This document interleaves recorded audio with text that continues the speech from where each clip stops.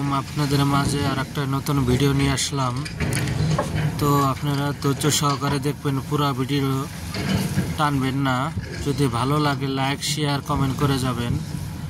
আজকে মালদ্বীপ গবেষণা করব। অনেকে জিজ্ঞেস করে যে ভাই মালদ্বীপ যাওয়ার জন্য কি কি লাগে।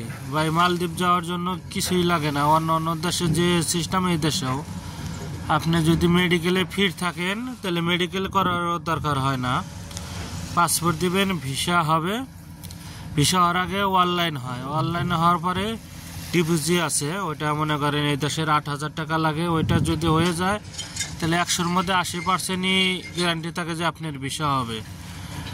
ডিপোজিট হওয়ার পরে আপনার ডাইরেক্ট ভিসা দিয়ে দেবে। ভিসা চেক দেওয়ার পর মনে করেন আপনার যদি ডাউট থাকে যে আমি অনেক দিন আগে মেডিকেল হয়েছিলাম, তো মেডিকেল একটাবার চেক দিয়ে যাই, তো মেডিকেল হতে পারেন।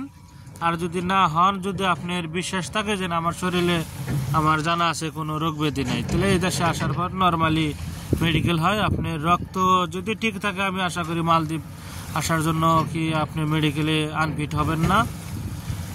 তো এটাই আপনাদের মাঝে বলার ছিল যে মালদ্বীপ আসলে এটি কাগজ লাগে, আর কিছু লাগে না। তো আশা করি সবাই ভালো থাকবেন। আল্লাহ হাফেজ।